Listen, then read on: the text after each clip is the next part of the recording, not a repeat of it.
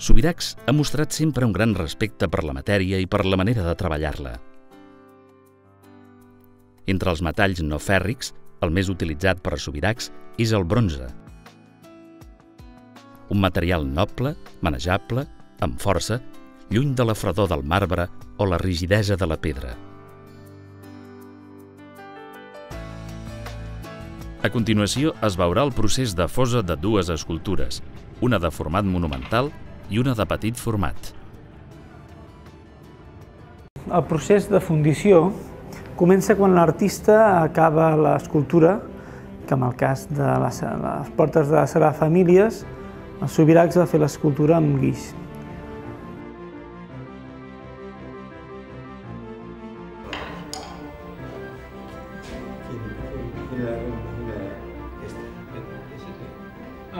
Trossos de la porta en guix arriben a la fundició.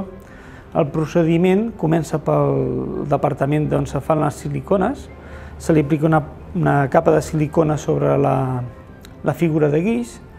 Això, amb aquesta silicona que va recoberta per una altra capa de guix per donar-li consistència, amb això el que tenim és un mollo de silicona que és el negatiu de l'escultura que ha fet l'artista. El següent pas és ficar una capa de cera que reprodueix fidelment l'escultura que havia fet l'artista. O sigui, tenim el mateix que teníem, però en aquest cas amb cera. Després d'això, el que fem és recobrir la cera amb un material refractari que aguanta la temperatura de fundició del bronze. Aquest material refractari és com si fiquéssim un encofrat al voltant de l'escultura de cera. Aquest encofrat se reomple amb el refractari i llavors, una vegada això ha solidificat, que és com una pasta, com si fos un guix, es posa dintre un forn. Amb aquest forn es posa foc a 750 graus. El procés, al ser mollos molt grans, està pràcticament tota una setmana calentant el mollo perquè la cera de l'interior arribi a desfer-se. Llavors tenim que en l'espai on hi havia la cera ha quedat buit, no hi ha res, només per un costat tenim el refractari, per l'interior també tenim refractari i ha quedat la cavitat buida del que hi havia de cera. Es treu del forn, es fon bronze, es porta a temperatura de fusió, que són uns 1.200 graus, 1.250, i llavors se fa la colada, que es diu de bronze.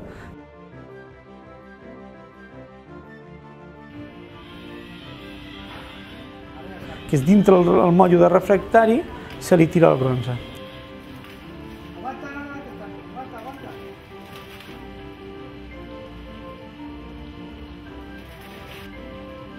I ha ocupat el bronze tota la cavitat que havia deixat a l'espai de la cera.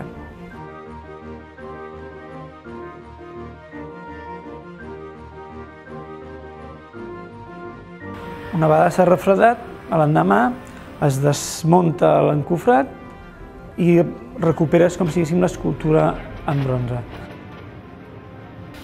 La netegem, se li aplica un tractament de la superfície per treure les imperfeccions que puguin haver quedat de la fundició, perquè el refractari té petites esquerdes, que aquestes llavors queden a la peça de bronze.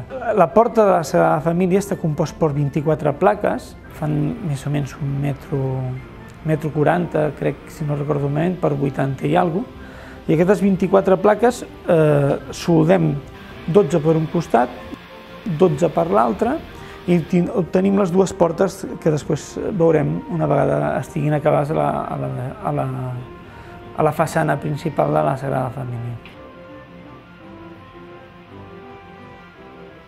Tot el procés aquest de fundició sempre hi ha la supervisió de l'artista que ve, quan pot, a veure que les ceres estiguin bé, el procés de l'acabat i el patinat també a supervisar que sigui el seu agrat, el color.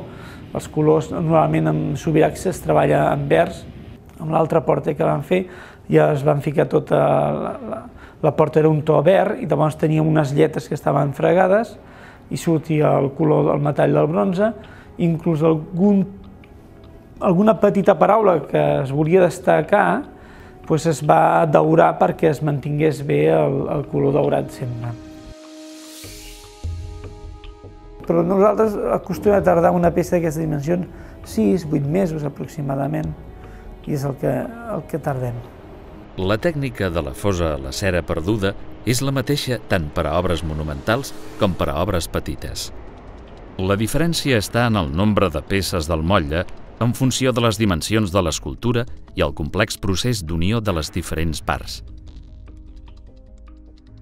Els passos principals per a la realització d'una escultura mitjançant el procés de la fosa a la cera perduda són: es recobreix l'escultura amb silicona per obtenir un motlle.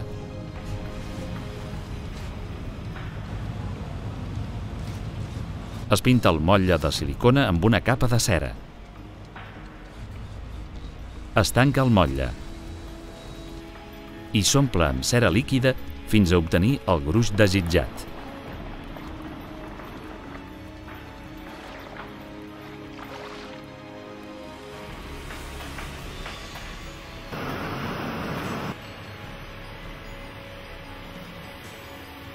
Una vegada obtinguda la figura en cera, es procedeix a la realització del motlle de refractari, que consisteix a recobrir la cera amb un material que aguanta la temperatura de fosa del bronze. Es col·loca el motlle de refractari dins del forn a 750 graus de temperatura per desfer la cera del seu interior. Es fon el bronze a temperatura de fusió, 1250 graus, i s'aboca el motlle refractari, omplint l'espai que ocupava anteriorment la cera.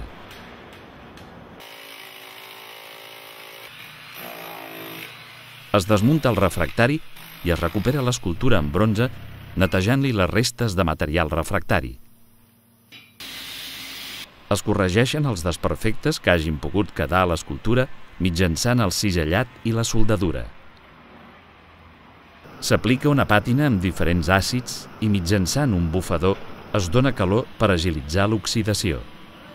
Finalment, se li aplica una capa de cera.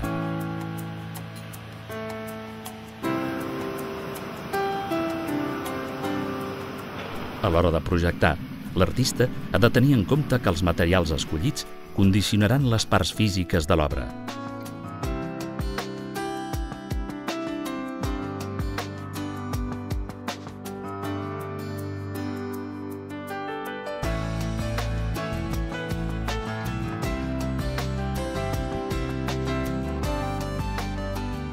Penso que una obra d'art ha d'envellir com una ruïna, no pas com una ferralla. Per això procuro esculpir amb materials que resisteixin bé el pas del temps.